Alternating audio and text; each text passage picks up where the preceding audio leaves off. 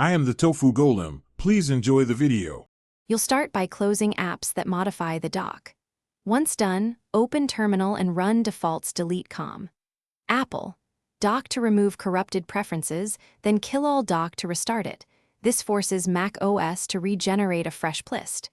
Make sure to check system settings right arrow dock and menu bar immediately after, because some options, like auto hide or magnification, reset differently. Doing these steps first addresses most UI glitches and removes bad settings without touching your files, so you can see if the dock returns to normal.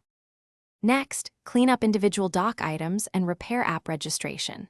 You can remove frozen or duplicate icons by dragging them off the dock or using options right arrow remove.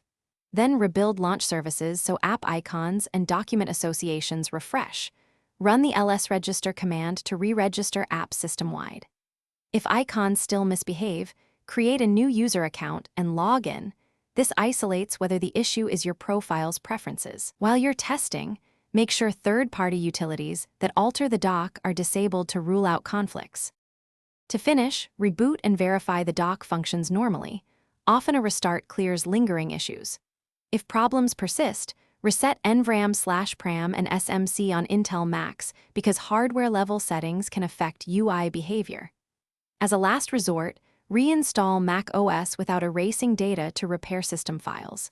If you still must troubleshoot, boot into safe mode to disable extensions and log in items. If the dock works there, re-enable items selectively to find the culprit. This targeted approach avoids unnecessary reinstalls.